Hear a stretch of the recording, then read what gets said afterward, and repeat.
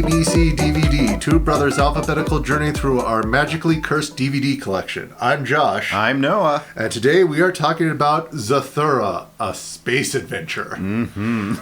So it came out in 2005. I honestly keep forgetting that it's called a space adventure after that. It's just Zathura to me. I was like, I didn't realize there was a tagline. Yeah, I pulled it up. I went, oh, I didn't write that down. Guess I should say it at least once. Was it in the title? I don't think it was, actually. I don't remember that in the movie. Maybe that's just like in the script. It is like Zathura. It's a space adventure. It's a space adventure. It's not Jumanji. It's different. It's different. Yeah. No, and it is definitely trying to ride the coattails of the success of Jumanji. Yeah, that movie's adaptation of the books, which this is also a book. Same author. Chris Van Allsburg. Well, when you have a theme going, you want to stick with it. Yeah, he also wrote Polar Express, so I guess we're lucky to be watching Zathura instead of the Dead-Eyed Children. Would you like some hot cocoa? No. But, yeah. Directed by Jon Favreau. I like Favreau. We love Favreau. This is... I don't think it's because he did Iron Man and Chef, but before this, I think he did Swingers, or did he just write Swingers? Either way, well. It was written by David Coep, who did the screenplay adaptation. He helped write Jurassic Park, Stir of Echoes, Mission Impossible. So, not a louse. And then, as I said, based on the book by Chris Van Allsburg, who did Jumanji and Polar Express. And that's like, I don't remember this. I remember Jumanji the book. Yes. But I do not remember this book. Well, I looked at the list of his entire catalog, and I did not recognize a lot of them, but there are some that are apparently... award winners, and there are constantly people saying that they love them. It just wasn't part of our childhood book collection. So, it stars Josh Hutcherson as Walter, very young. This is before the Hunger Games quadrilogy, I guess. He was also in Bridge to Terabithia and Journey to the Center of the Earth. Got it. Also starring Jonah. Bobo? Bobo? Bubo? It's B-O-B-O. Bobo. You're a funny little actor. Yeah, his name's... he plays Danny. He was in Crazy Stupid Love, Disconnect, and Choke. And starring also Dax Shepard, let's say, who was in Hit and Run, Idiocracy, and the movie adaptation of Chips. No Kristen Stewart? Well, she's lower down, but yeah, there's only 5 actors, so let's just go through it. Kristen Stewart, who was in the vampire... Sparkly Twilight vampire movies. I like that 2 of the 3 kids went on to be like angsty teen love interests in young adult adaptations. Yeah. And then Tim Robbins plays the dad, who I guess I'll just offhand say Shawshank Redemption and Mission to Mars and other things. Tim Robbins. He's tall. He's awesome. Yeah. That's basically all our on-screen actors. This is a very small cast. Kind of. It's technically what would it be in the parlance of like TV, a bottle film, because it all takes place in the house, but the house goes places, so is it? So, but so very much like Jumanji, 2 young brothers are drawn into an intergalactic adventure when their house is hurled through the depths of space by the magical board game that they are playing. It's a simple. Family finds a old board game, they play it, and it becomes real, and shenanigans ensue. I mean, I have to I like the intro of like the 1950s kind of art style, and a lot of this is like 1950s. Yeah, the 1930s to 1950s sci-fi. The big dome helmets of spaceships, the ray guns. The ray guns, the kind of the triangular spaceships with flames coming out of the back. I mean, it is fun. Yeah. I also, and after the opening credits, I love that we get start with the family playing catch, and I couldn't help it because it's Tim Robbins. I went to exactly the Shawshank Redemption of that's when he first meets Morgan Freeman when he's playing catch. So I went, I first met Dad when he was playing catch with my brother. It's like no. It's like the kids are playing a breakout anytime now. Yeah.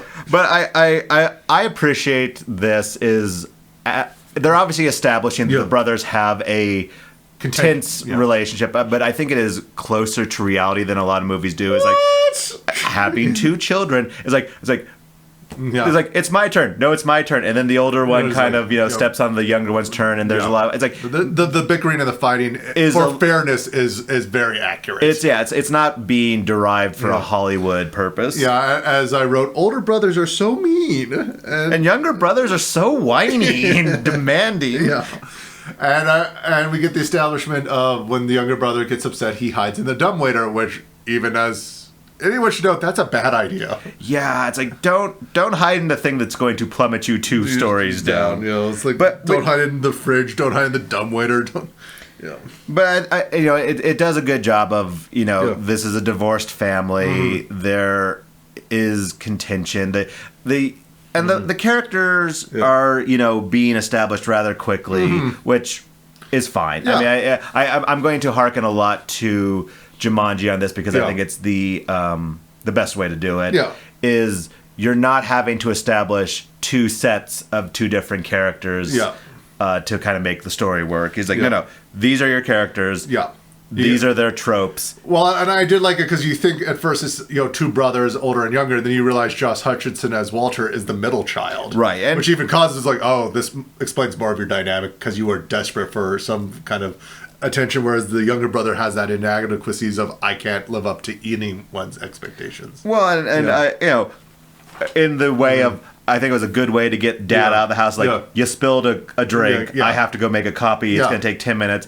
Let's go wake up your sister. And I love that that's the most frightening thing in this movie. I was like, we cannot wake up our teenage sister. But it is, I mean, Kristen Stewart and I'm going to go on a limb here. This movie has her most dramatic range out of any Kristen Stewart movie you will ever see. Well, it shows there was harping on her during the Twilight movies, but I think that's more on the movies than on her because she does actually a really good job in this movie for what little she does. Well, because she's not supposed to do much in this movie. No, she's supposed to be the angsty teen sister. Yeah, I do have to laugh of it is fun to tease a kid when they're angry, like, get out of my room. Like, right now? Are you listening? It's like, no, that's fun to do. As a kid, I was like, why are your parents so mean? Now that I'm a parent, I'm like, because it's fun. Because you guys are such twerps. Yeah, they're pains. It's like, I'm gonna enjoy what little moments I have. And I do really love the dynamic of Tim Robbins to all the kids. Yeah. You can definitely tell that this is a dad who cares about each of his kids, that he has a dynamic with each of his kids, and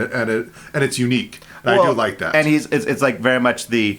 It's not the absent dad's like, listen, I am doing the best I have, and like, but that's not fair. It's like, it's a 4-day. Like, no, last week was 4 days, 3 days. It's like, no, he's not the atypical. Yeah, he's not the absent dad, the unloving dad. He wants to spend time, but it's like, I have to work today. Yeah, give me 1 hour, and then you have to go back to mom's. No, you don't have. We don't like. This is obviously a fairly new divorce situation, which.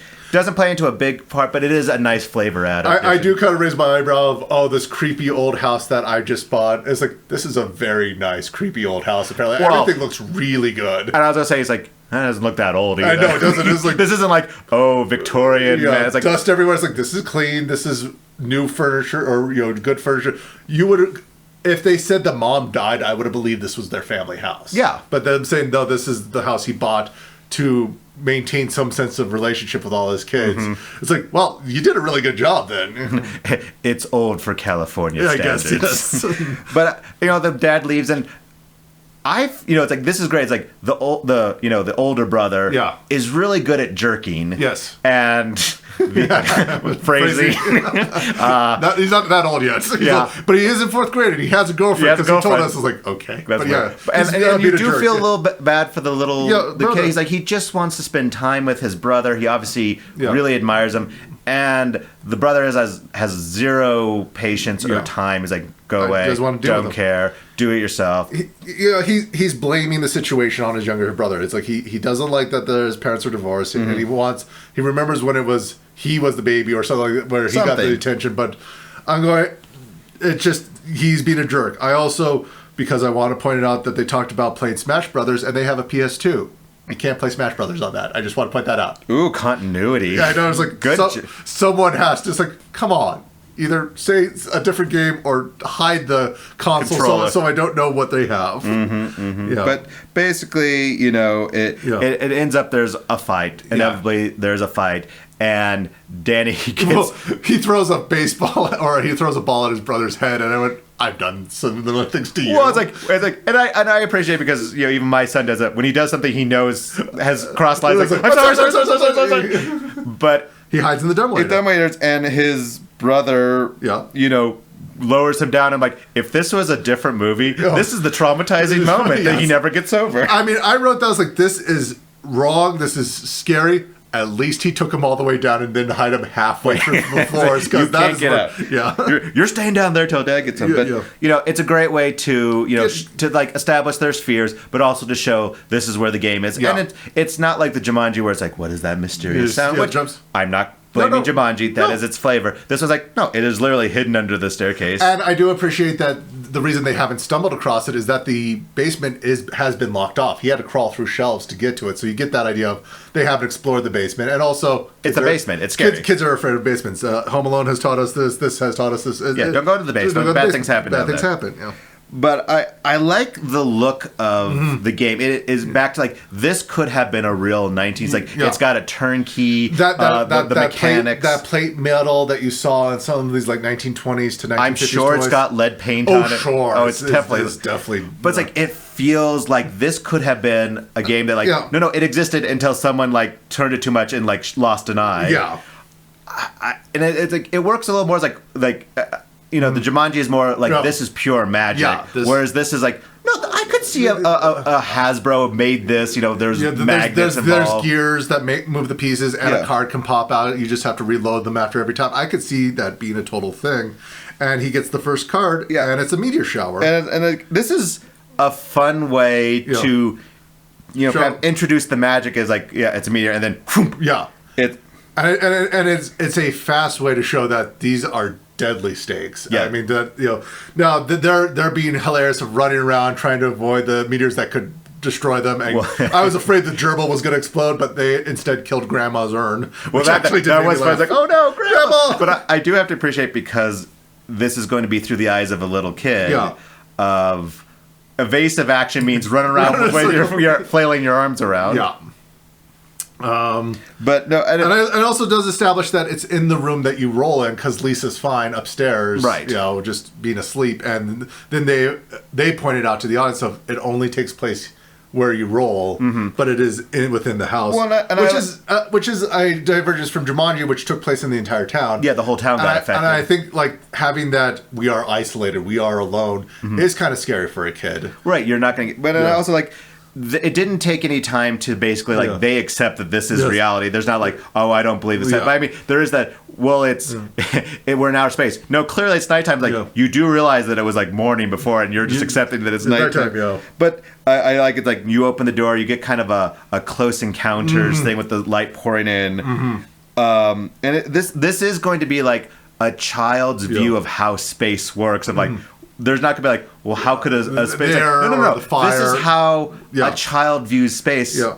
It's the magic of this universe. Yeah. And I like it's like very much like, what would a child do, or what would I do? Looking over the edge, like, you're going to spit. And it floats off. And it's like, it is that fun. And then I love when they go to wake up Kristen Stewart, and they're trying to explain it. And she says something that Walter said to Danny, which was this like, eye-rolly fascinating. She says it to Walter, and you can see that he picked it up from his older sister, and that kind of cycle of abuse, but it's that cycle of, I hate my younger sibling. I'm just like, fascinating. I don't want to deal with you. And I do appreciate the... You know, Kristen Stewart has to play catch up. They say, look. She goes, oh my God, it's nighttime. I'm going to miss my day. But she was asleep. You can believe that she slept. She slept all the way to nighttime. Because teenagers do that. And I love it that, you know, kind of we went back. It's like, when they went to go wake her up, it was like, it was the means of, I was like, do we really have to wake? And the fear on their eyes, like... It's like, we just went through a meteor shower. It's like, yeah, but this is scarier. I don't want to wake her up. The older sister is the most terrifying thing. But yeah, no, I love the explaining of the game, because I've definitely had the kids trying to explain something to me, and you're like, and like they get the second, they get the second card, and it's just literally like move ahead 2 spaces. You know, it's like it's nothing big. Yeah, and then then they get card number 3 of cryo sleep. Yeah, and this takes Kristen Stewart out. You know, it's that you do have a somewhat adult figure because she's like 16, 17. Yeah. But she's taken away again because they're still not there yet. Yeah, 5 turns that she's in chrono sleep. Now, this is a creepy thing in real world, but in the movie it was very impressive. Kristen Stewart was quite unnerved by her mannequin double for the cryo sleep scenes. What weirded out more was that after the movie she found out that grown men were trying to buy it. Yeah. I know, it's like, of course they did. But it's like, no, it's a very realistic Kristen Stewart in short shorts and a tank top. Yeah, no, I mean, the detail in the frozen room is nice. And I guess I'll just take this moment to talk about it, and I'll touch on things beforehand. Jon Favreau really wanted to do as much as he could in camera. He went to the special effects and the props department and says, I love computer graphics, but I love in camera more. Is there a way we can merge it? And they were thrilled because at this time in 2005, they were just saying, hey, just film in front of a green screen. We can just fix it in post. Fix it in post, or we'll just have people in a office make whatever we want. And they were thrilled that they got to do puppetry that had like green screens merged into it, so that it looked realistic, but you still had something to act off of. Right. And that's what is true with the robot, and what's true with the lizard later off of is like, they're real, but they're kind of like stitched together of, okay, the top's real, but we have some green screen legs, or the body's real, but it's kind of pulled together so we can use computers. And that's what makes, I think, hold up a lot better than like Jumanji, where it was all graphics, or other things where they relied on computer graphics, because when you can actually see something, it ages slower. Yeah. Well, and we can definitely see that, when he went off to do The Mandalorian, that was also his ethos of like, I was like, no, I know the value of graphics, but having a real world, thing for the actors and for the audience to look on is also just as key. Yeah. I have to appreciate that. The first thought of how do we get her out of cryo was like, well, I'm going to use this like makeshift flamethrower. Like, are you crazy? It's like because that was a thing. It's like, well, I guess we'll try to like set her on fire. It's like, why don't we read the rules? And the rules are like, welcome to the game. Yeah, but it's like, we've played games. It's like, I'm confused. Maybe we should actually read the rules before we start playing. Oops, we're 5 turns in. Yeah, we've been doing this too long. But we get card number 4, which is the robot. And I always love these kind of reveals where it's oh my god, it's a giant shadow. Oh, it's something tiny. But I mean, it is very reminiscent of Lost in Space robot, like Danger, Will Robinson. But yeah, it just looks like the 1950s robot of gears and flames. And there's this giant, robot chase, around the house. That goes around the house. So you get the same slippage through the kitchen that was established before. And you had the robot busting out. And this is a moment where you could tell that they were having a hard time with Jonah Bobo, because he's trying to say, oh, well, at least he's gone. But you can kind of see him not scared, but prepping for the blast of air he's going to get when the robot comes right back in. Right. Which I appreciate that. It's like, they hid someplace, it's like, and it's like, well, let's go over here. It's like, no, he knows where you are. But they it's one of those like, no, do another card real quickly. Yeah. And you get the gravity field. Yeah. Which looks cool. The house by the sun with like the tiles all getting ripped off. Yep. And this is Saurus 3, which is Yiddish for trouble, distress, or problem. So someone knows Yiddish when they were writing the script. So. No, but it was a fun physics. The house turns.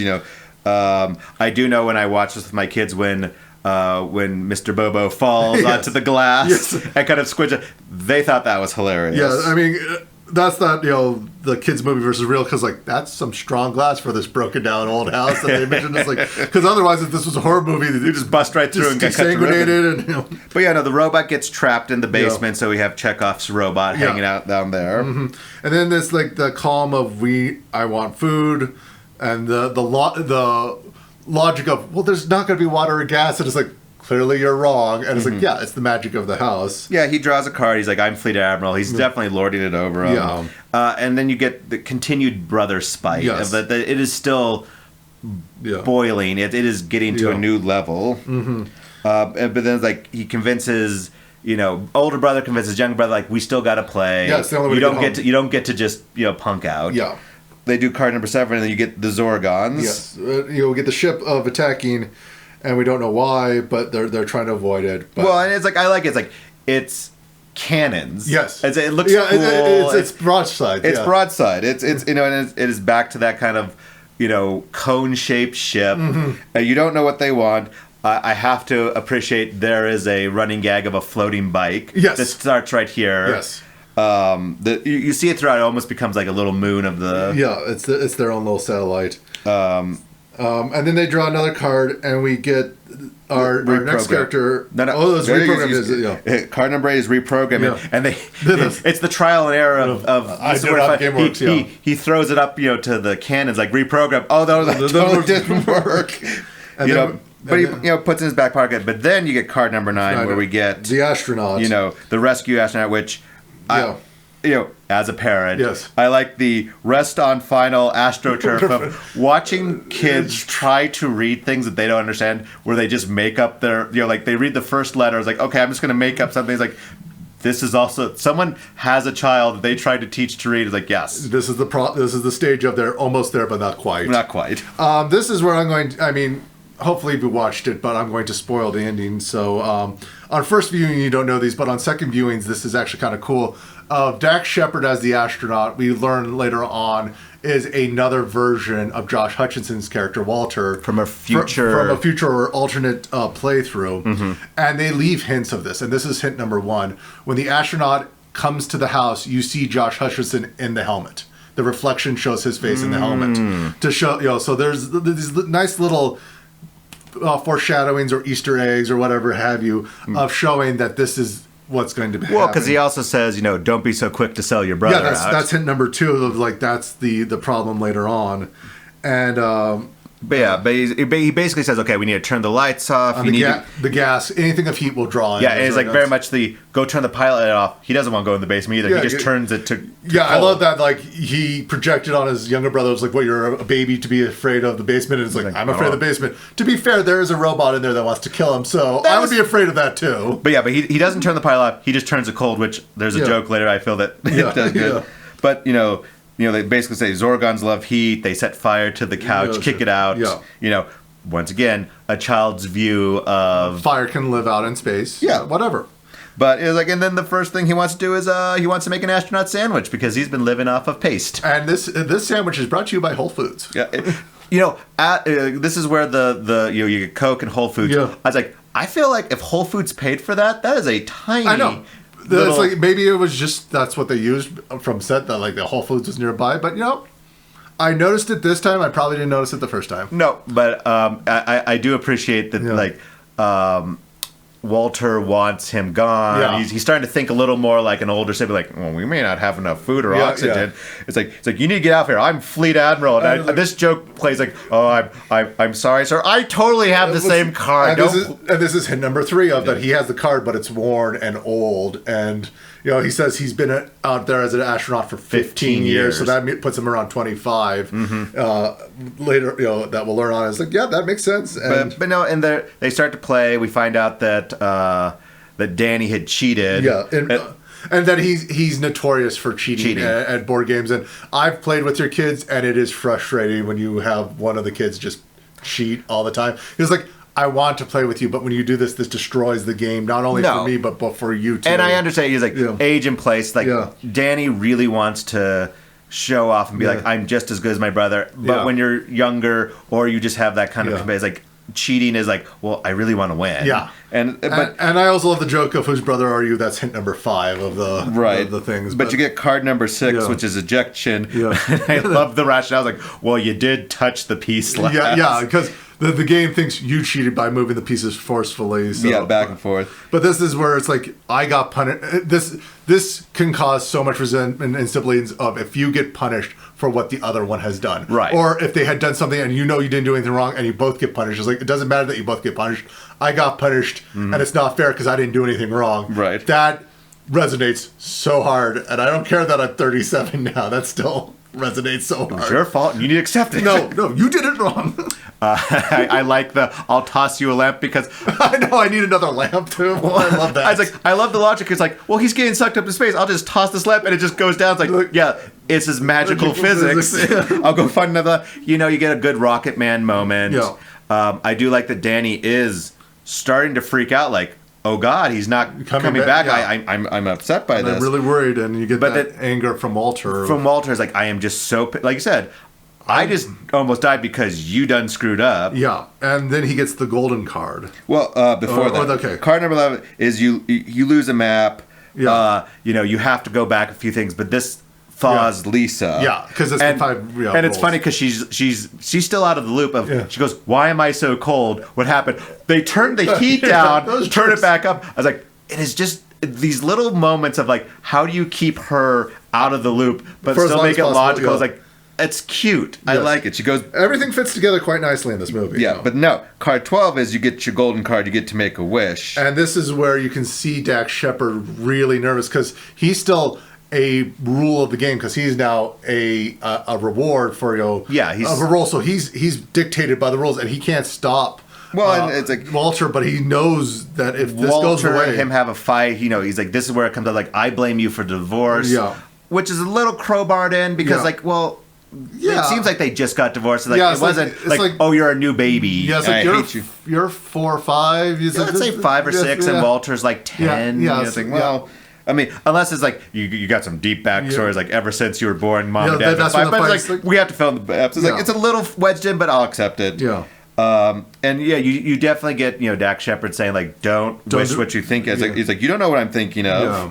And this is a great misdirective. It's like, you think he's going to wish his brother away. And you think that he runs upstairs and he's like, well, you did it. He goes, what? I wished for a football. And I love that. It's like, Danny saying, leave him alone. It's like, he's still, though, angry and afraid of his older brother, he's still protective of him as well. Well, and then you get another kind of misdirect where he says, I wished my brother away. Yeah, and it's still kind of trying to do that misdirect, like I've been in this game. I'm a family that lived in this creepy old house. This is if you had watched Jumanji, you go, oh, this is the Robin Williams character. He's been trapped here forever. This is not, we don't get the reveal yet. You're still playing into the game. Yeah, you're still kind of going off of, like you said, the Jumanji, like, okay, yeah. But this is the come together moment, like, we're going to come together. Let's go finish the game. And Kristen Stewart is back. Well, it's like, the Zorgons have taken the game. Yeah.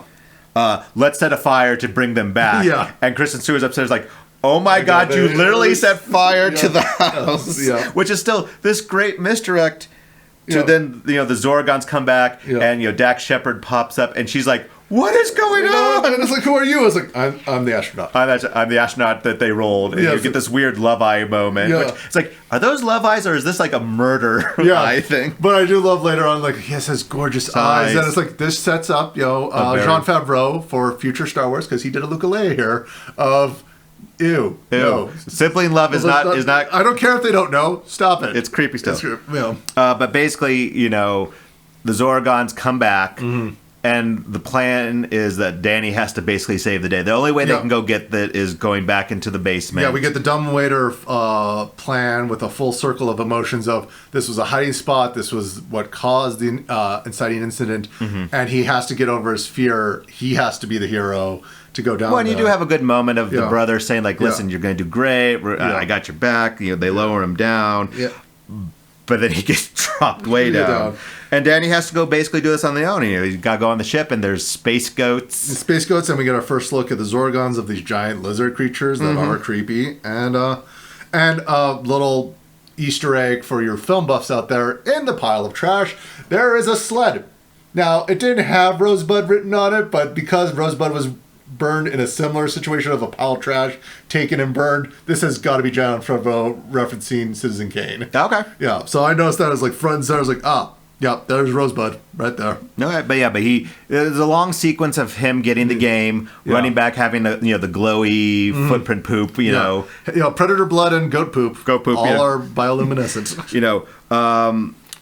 All leading to those tense moments of trying to get away from the Zorgons, and then we get the robot is reprogrammed. You get two MacGuffins all at once: the robot and the reprogram card, and it saves the day. But there's one left behind, and I do love that Lisa saves the day with a piano down the stairs. Yes, which was mentioned before. It's like, you're gonna love that piano. And I was waiting for it's like, but Danny didn't do it, so but still helped. Card 13 is just go back. They're really trying to rush now. Yeah. card 14 is go back and replay your last turn, and the golden card comes out again. Yeah, and he gets to make a wish, and you're thinking, oh, he's going to wish to go home. He does the honorable thing. The honorable thing of like, I wish the astronaut got his brother back, and you get 2 Dannys, and this is the whole big reveal. It was Walter all along. Yeah, and it's that thing of, no, I could see my anger getting the best of me, and then that blows back in my face. But that immediate thing of that in anger you wish for something bad, and then you immediately regret it. Right. It's like I was stuck because there was a 2-player game. And I miss my brother. I mean, the second I said it, I didn't want it to be true. And it's like, but then it's like there can only be one Danny. Yes, and so then they merge, and then Dax merges with Walter, and you get a good sister moment. Like I wanted to. Yeah, that's cute. Card 15. Keep moving. Basically, it's a rush to the end. It's a rush to the end, and it allows Danny to win. It's like he needs 10 spaces. It's like you need a 10. I'm going. It clearly is a single-digit number. I don't know why you guys thinking like he can roll a 10. Yeah, but he gets a 9, and then he gets a card that says "Move ahead 9 spaces." And I do like. There's one more misdirect I think Favreau does for the audience is the thing just kind of does a little spin, like a little like. And I have to say, for someone who definitely from toys from that time, but I think all the way up to the 80s.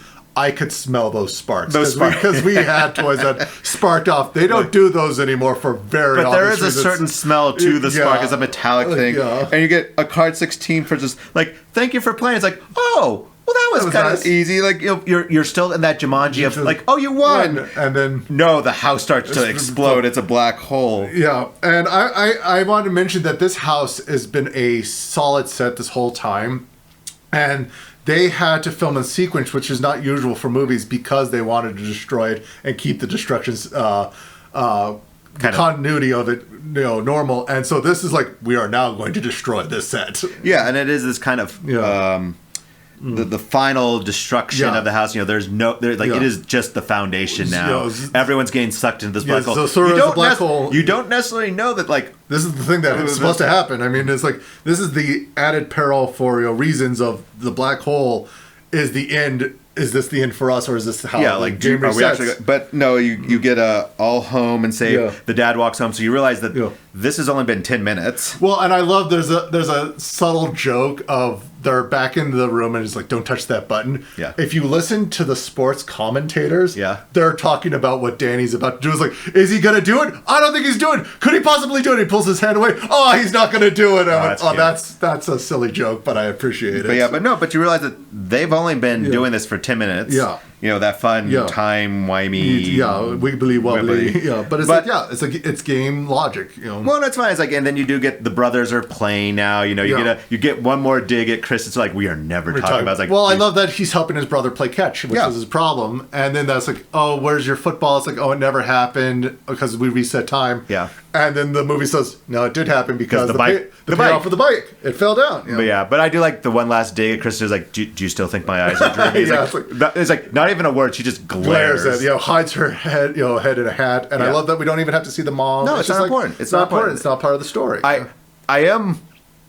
If I have one kind of eyebrow raise, is the song they play at the very end. Oh God, yeah. It's like this is a weird choice for an in song. I mean, it's as in songs go, it's whatever. It's fun, but you think a space thing or something? But it's like, okay, family. I mean, it's our family, whatever. But no, I like this, and I was just saying before, it's like I would. I'll put myself out there. I think I enjoy this a little more than Jumanji, only because it has held up better. Yeah. In terms of it's the same story. It is literally the same story, magic thing. I just feel like when it does the things better, it does it better, and the odds and ends just go. Well, I like the ending because all the characters know what happened, but with Jumanji, that Robin Williams and I forgot who the actress was. Know it, but you don't know if Kristen Stewart and the brother know it in Jumanji. You think their brains have been reset. It's kind of up in the air.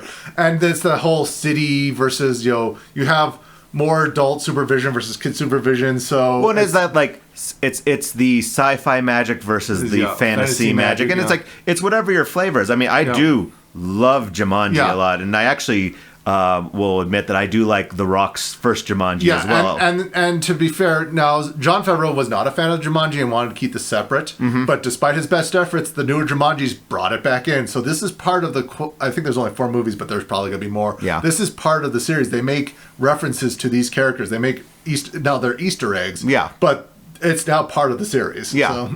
No, and it's like, and these, if you're a kid, they're fun, and this is a fun little adventure. There is some language which you're like, whoa, well, okay. It's very much like the Goonies thing of you hear a lot of kids bickering and yelling, but as brothers, we know that's true. It's true. I mean, it's like if you have a little one, you watch that PG-13 rating, because it is the few words that they do let slip by are very front and center. Yeah. But no, this is fun. I like it. I think it's fun. Yep, and I hope you guys watched it. That was our Z. Talking about our next season, we have a survey for you guys to see if you guys... I will put a survey in the description. I'll make it big bullets. All 10 of you can tell us what you want to see in season 2. We're going to go back to A, but if there's things you like, if there's things you could say like, oh, I wish you could do this better, throw it in there if you have a moment. It's only 8 questions. Yeah, so try to make it better for you guys. But hey, we made it through A to Z. We're done. I mean, on a scale of 1 to 10, how would you rank us? Oh, I don't know. I think we're a 10. I think we're a 10. Oh, God, Noah. What? The number films. Oh no, the number. Yes, alphanumeric. So we actually have one more episode in this season. We take all the movies that are just numbers, are just numbers, and we go from lowest number to highest number. And the next movie will be the movie 10, which is from our parents' collection. So I think I've seen this. I know I've seen a lot of scenes. You probably recognize the poster, but. If you just one more for the season, guys, and number 10. Number 10. So hopefully you can watch it, and if not, we'll see you next week. All right. Bye.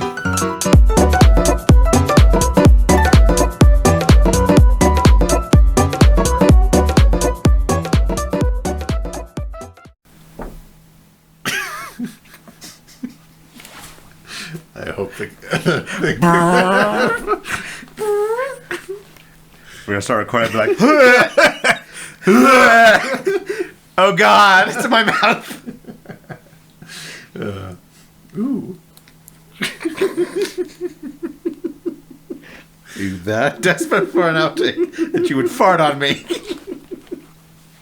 I am not above that.